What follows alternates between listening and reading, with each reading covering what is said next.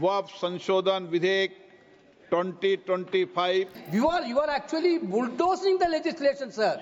This type of legislation bulldozing is not happened in this house, sir. You need to give time for amendment, sir. आपके द्वारा ये bill joint parliamentary committee को दिया गया, जिसका विपक्ष का भी बड़ा आग्रह था। तो ये कांग्रेस जैसी कमेटियां नहीं, हमारी लोकतांत्रिक कमेटी है मान्यवर, जो दिमाग चलाती है। कांग्रेस के जमाने में कमेटियां होती थी जो थप्पा लगाती थी। अध्यक्ष महोदय, किसी की बात कोई बदगुमान ना समझे, इस जमीन का दर्द कभी आसमान ना समझेगा। ये मैं दिल से कह रहा हूं, क्योंकि अच्छा सोच के साथ, बड़ा दिल के साथ, खुले मन से मैं ये प्रस्ताव आपके सामने में पेश कर रहा हूं।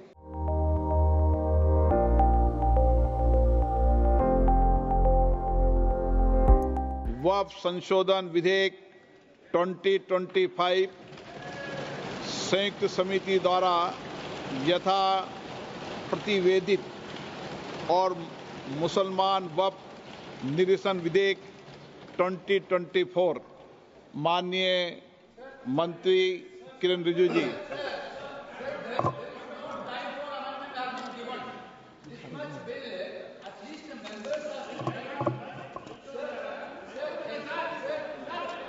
हाँ, बोलिए। This type of bill, when you are bringing it to the house, at least the members has to have the power to give amendments. Yesterday, what happened, sir? This bill has been brought into the notice of member only afternoon, around afternoon. Then the amendment time will be ceased till 3:30. Then how can the members move amendments, sir? This is basically, you are actually bulldozing the legislation, sir. This type of legislation bulldozing is not happened in this house, sir. Sir, members has to, why that, sir? You need to give time for amendment, sir. Sir, there are several provisions to be given amendment. There is no time at all. Okay, आप सुनिए, आप बैठिए, एक विषय मैं दे दूं। माननीय सदस्यगण, मैंने सभी जो गैर सरकारी माननीय सदस्यों के जो भी संशोधन प्रस्ताव थे वह और सरकारी संशोधन प्रस्ताव दोनों को बराबर का समय दिया है। मैंने ऐसा नहीं किया कि आपके मैंने सबको, मैंने जितना भी समय गैर सरकारी संशोधन को दिया है उतना ही समय सरकारी संशोधनों को दिया है। मैंने दोनों में कोई अंतर नहीं किया गया है। मंत्री जी को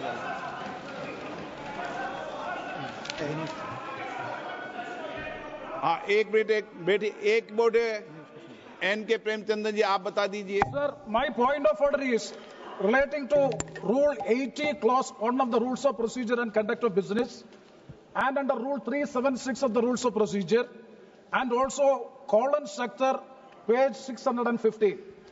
Sir, now this House is considering a bill, Waqf Amendment Bill 2024, as reported by the Joint Committee, Parliamentary Joint Committee. We are not discussing the original bill. It is as reported by the Joint Parliamentary Committee. My definite question to the Honorable Speaker, sir, is whether the Joint Parliamentary Committee has the right to incorporate new provisions in the bill. It is beyond the powers and ambit of the Joint Parliamentary Committee. They have incorporated so many new provisions. I have no objection in respect of those provisions. Even 2A also, it is appreciable. We don't have any objection. Sir, very serious technical matter. And kindly see, only even the House, Speaker sir, even the House do not have the authority to make wait, you can reply after that. You can reply after. Sir, you can reply after me. Sir, even this Parliament, even this Lok Sabha, this August House, do not have the right to incorporate a new provision unless you suspend Rule 81. But what is Rule 81, sir? Sir, Rule 81 is very clear. Rule 81 says the following conditions shall govern the administrability of amendments to clauses or schedules of a bill. An amendment shall be within the scope of the bill and relevant to the subject matter of the clause which relates. Whether these so many provisions in the new drafted bill, extraneous provisions are also incorporated, that will not come within the purview. That is why I am saying even this House do not have the right to make new provisions unless, let me please, unless and until Rule 81 is suspended. I do agree, sir, I do agree with you. The government has the power. The minister has the power. The minister has the power to move amendments, and also they can recommend. Joint Parliamentary Committee can recommend. But they cannot come with new provisions as a newly drafted bill for which there is no right. Okay, okay. Sir, I'm quoting Kawalan Sector. Very important. मैंने पढ़ लिया आपका, मैं व्यवस्था दे रहा हूँ, पहले गृह मंत्री जी बताएंगे। हो गया वो, मैं व्यवस्था दूंगा, पहले गृह मंत्री जी बताएंगे, फिर व्यवस्था।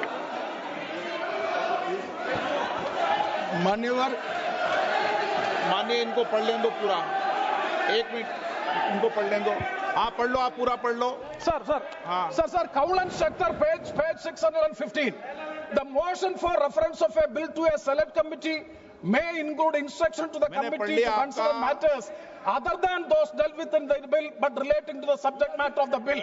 Instruction to the committee for amendments of such sections of the Parent Act as are not covered by the amending bill, whenever given, are to be specific and clear, unquote. Okay. That means unless and until the House specifically directed to go into this, they have no right to make new provisions in the bill. It is beyond the powers of the Joint Parliamentary Committee they have acted, for which I am seeking a ruling. आप बात खत्म करें। माननीय गृह मंत्री जी, आप बैठिए। ऐसा नहीं चलेगा माननीय सदस्य, मैंने सबको मौका दिया, प्लीज बैठिए आप। बैठिए। माननीय गृह मंत्री जी बोलेंगे। माननीय सदस्य ने जो पॉइंट ऑफ ऑर्डर उठाया है, मैं इसके हार्द को सदन के सामने रखना चाहता हूं। भारत सरकार की कैबिनेट ने इस बारे में एक बिल अप्रूव कर सदन के सामने रखा। आपके द्वारा ये बिल जॉइंट पार्लियामेंट्री कमेटी को दिया गया, जिसका विपक्ष का भी बड़ा आग्रह था। कमेटी ने इस पर सुविचारित रूप से अपना मत प्रकट किया। वो जो मत प्रकट हुआ, वो मत फिर से कैबिनेट के सामने गया। कमेटी के जो सुझाव थे, ये भारत सरकार की कैबिनेट ने स्वीकार किए और अमेंडमेंट के रूप में किरण रिजिजू जी लेकर आए। ये तभी होता है जब ये ऑफिशियल अमेंडमेंट कैबिनेट की अनुमोदन के बगैर आता है। मान्यवर, मैं नहीं मानता इसमें कोई पॉइंट ऑफ ऑर्डर है, और आपका ही आग्रह था कि कमेटी जॉइंट पार्लियामेंट्री कमेटी बने। अगर कमेटी ने कोई बदलाव ही नहीं करने हैं, तो ये कांग्रेस जैसी कमेटियां नहीं, हमारी लोकतांत्रिक कमेटी है मान्यवर, जो दिमाग चलाती है। कांग्रेस के जमाने में कमेटियां होती थी जो थप्पा लगाती थी। हमारी कमेटी चर्चा करती है, चर्चा के आधार पर विचार करती है और परिवर्तन करती है। अगर परिवर्तन को स्वीकार ही नहीं करना है, तो कमेटी काहे को लिए है भाई?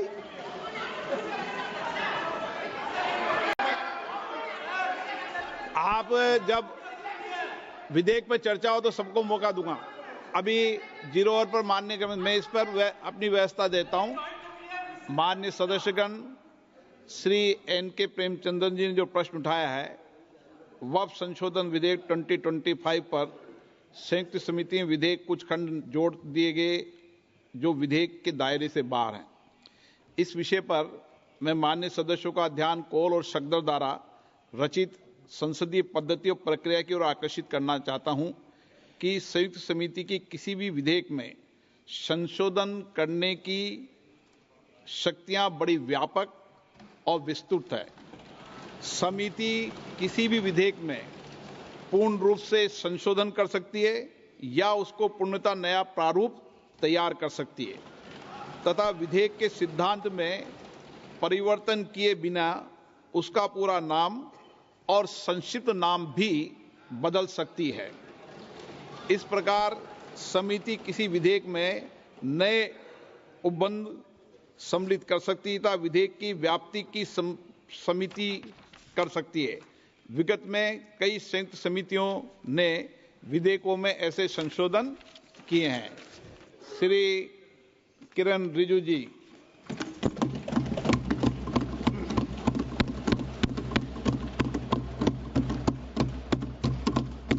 Honorable Speaker, sir, I rise to move the motion for consideration of the Waqf Amendment Bill 2025 and Mussalman Waqf Repeal Bill 2024. अध्यक्ष महोदय जी, आपने जो रूलिंग दिया है जेपीसी के बारे में जिक्र किया है, उसी के साथ साथ जुड़ते हुए एक मिनट किरण जी, एक मिनट श्री सौगत राय जी संशोधन संख्या 108 को प्रस्तुत करें। आप बोल रहे थे ना? हाँ, under Rule 77(2) of the Rules of Procedure, I propose that the Waqf Amendment Bill 2025 be recommitted for the purpose of eliciting further opinion thereon. Okay, माननीय मंत्री जी अब 12 और 16 पर अपना वक्तव्य दें।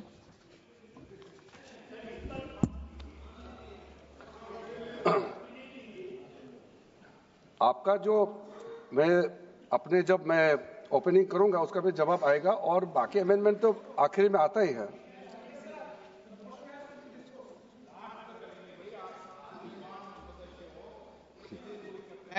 चलिए माननीय मंत्री जी। माननीय अध्यक्ष महोदय, हम सबको बहुत डिटेल में जाने का भी आवश्यकता नहीं है। कमेटी के बारे में उसका जिक्र काफी हो चुके हैं, लेकिन मैं इतना कहना चाहता हूं कि जो कमेटी इस बार दोनों सदन लोकसभा राज्यसभा मिला करके ज्वाइंट कमेटी में वक्फ अमेंडमेंट बिल पे जो चर्चा हुई है, आज तक भारत के संसदीय इतिहास में इतना व्यापक रूप से चर्चा, कंसल्टेशन और समय कभी नहीं दिया है। इसलिए मैं जो ज्वाइंट कमेटी में जितने मेंबर्स दोनों सदनों के लोकसभा और राज्यसभा में जो सदस्य उस कमेटी में थे, मेरे तरफ से सरकार की ओर से मैं धन्यवाद देता हूं, अभिनंदन करना चाहता हूं। अध्यक्ष महोदय जी, कुल मिलाकर के 97,27,772 याचिकाएं ऑनलाइन, फिजिकल, मेमोरेंडम के रूप में, रिक्वेस्ट के रूप में और सुझाव के रूप में पूरे तरह से सरकार ने देखा है। वो जेपीसी के माध्यम से हो या डायरेक्ट दिया हो, हमने सब उसको देखा है।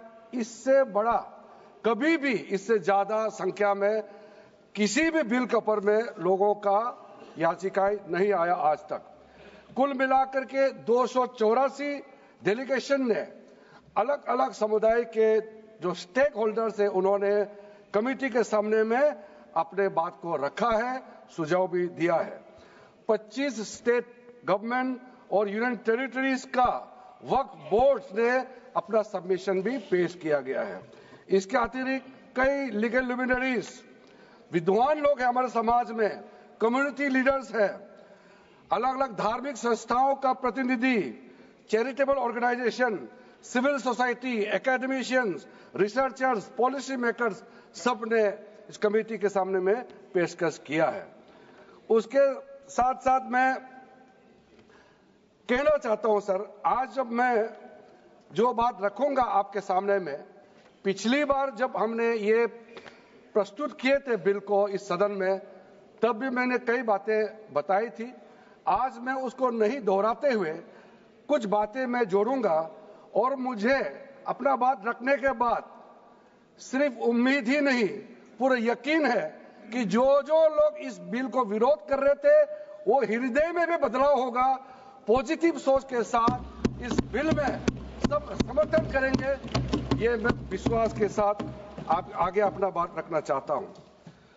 क्योंकि मैं पॉजिटिव नोट से बात रखना चाहता हूं, तो इसलिए एक मेरे जो मन की बात है मैं कहना चाहता हूं, तो इससे अच्छा संदेश जाए, किसी की बात कोई, अध्यक्ष महोदय, किसी की बात कोई बदगुमान ना समझे, इस जमीन का दर्द कभी आसमान ना समझेगा। ये मैं दिल से कह रहा हूं, क्योंकि अच्छा सोच के साथ, बड़ा दिल के साथ, खुले मन से मैं ये प्रस्ताव आपके सामने में पेश कर रहा हूं। सर, कई लोगों ने अपने अपने तरीके से बातें रखी हैं। किसी ने कहा ये प्रावधान अनकॉन्स्टिट्यूशनल है, गैर संवैधानिक है। किसी ने कहा ये इलीगल है, अनलॉफुल है। सर, ये बिल जो हम लोग जिक्र कर रहे हैं कोई नया विषय नहीं है। आजादी से पहले ये बिल, जब पहली बार मुसलमान वक्फ वैलिडेटिंग एक्ट पास किया गया था 1913 में, तब से इसका इतिहास शुरू होता है। उससे पहले प्रिवी काउंसिल ने 1894 में इनवैलिडेट किया था वक्फ अल औलाद को। बाद में उसका प्रॉपर लीगल फॉर्म में 1913 के बाद फिर 1923 में द मुसलमान वक्फ एक्ट लाया गया था, जिसमें अकाउंटिंग और ट्रांसपेरेंसी के बारे में ये जोर उसको देते हुए ये एक्ट पास किया गया था। उसके बाद 1930 में द मुसलमान वक्फ वैलिडेटिंग एक्ट लाया गया है, जो रीइंफोर्स करता है legal validity of the family वक्फ। परिवार में जो वक्फ होता है उसको जोड़ देते हुए ये बिल लाया गया है। उसके बाद आजादी के बाद 1954 में 1954 में वक्फ एक्ट पहली बार आजाद भारत का एक्ट बनी, और उस समय स्टेट वक्फ बोर्ड का भी प्रावधान उसी 1954 एक्ट में प्रावधान किया गया था। उस समय से लेकर के कई संशोधन के साथ में 1995 में व्यापक रूप से ये वक्फ एक्ट बनी है। तो उस समय किसी ने नहीं कहा कि ये एक्ट अनकॉन्स्टिट्यूशनल है, किसी ने नहीं कहा उस समय ये अनलॉफुल है। आज जब हम उसी बिल को सुधार के ला रहे हैं, तब आपको ये अनकॉन्स्टिट्यूशनल, अनलॉफुल का ये शब्द इस्तेमाल करने का आपको ये नौबत कैसे आया? ये सोच क्यों आया? अगर आप सच्चे दिल से सोचते और मन साफ होते तो आप तर्क पे जाते। इस संशोधन बिल में जो जो तर्क है आप उसमें बात कीजिए। आप उसको छोड़ के जो कोई लेना देना नहीं है बिल में, उसका बात आप लेकर के लोगों को गुमराह करने का, बरगलाने का काम जो किया है, उसको मैं शुरू में साफ करना चाहता हूं। अध्यक्ष महोदय जी, 1995 में ट्राइब्यूनल का पहला व्यवस्था किया गया है, ताकि वक्फ बोर्ड का कोई भी निर्णय किसी को अगर पसंद नहीं है या उसको चैलेंज करना चाहता है तो वक्फ ट्राइब्यूनल वहां आप जा सकते हैं। उसका प्रावधान पहले बार हुए हैं, और उस समय यह भी फैसला हुआ कि 5 लाख से ज्यादा आमदनी किसी वक्फ प्रॉपर्टी में है, उसके लिए सरकार एग्जीक्यूटिव ऑफिसर्स अपॉइंट किया जाएगा। ये भी 1995 में शुरुआत की है। अध्यक्ष महोदय जी, ये आज एक ट्रिगर पॉइंट क्यों हुआ है? ये अमेंडमेंट बिल लाने का आवश्यकता सबसे ज्यादा शुरुआत कहां से हुई? मैं संक्षेप में बताना चाहता हूं। 2013 में, 2014 में हम सब चुनाव में गए, और चुनाव में जाने से पहले 2013 में कुछ कदम ऐसे उठाए गए हैं जो आप सुन करके, आप सदस्य के रूप में भी और इस देश का नागरिक होने के कारण आपके दिमाग में यह बात जरूर सवाल उठेगा कि ऐसा कदम क्यों उठाया गया है। सर, 2013 में पहला यह बदलाव हुआ कि इस देश में कोई भी आदमी, कोई भी इंसान, चाहे वो हिंदू हो, मुसलमान हो, सिख हो, ईसाई हो, पारसी हो, बौद्ध हो, जैन हो, वक्फ क्रिएट कर सकता है। सबको मालूम है वक्फ एक मुसलमान का अल्लाह के प्रति अपना एक उसका एक पायस, चैरिटेबल, रिलीजियस पर्पस के लिए वक्फ क्रिएट किया जाता है, लेकिन उसमें डाइल्यूशन करके 2013 में कोई भी वक्फ क्रिएट कर सकता है। यह प्रावधान सबसे पहले उस समय की यूपीए सरकार ने किया है। दूसरा, आपने सारा वक्फ को स्पेसिफिक कर दिया कि शिया बोर्ड में शिया ही रहेंगे, सुन्नी बोर्ड में सिर्फ सुन्नी ही रहेंगे, और कोई भी बोर्ड हो सिर्फ उनके लोग ही रहेंगे, बाकी कोई उसमें आ नहीं सकता है, ऐसा आपने प्रावधान किया। तीसरा 2008 सर, आप शांति से सुनने के बाद आप जो भी पूछेंगे हमारा रिप्लाई तो आएंगे ही सर।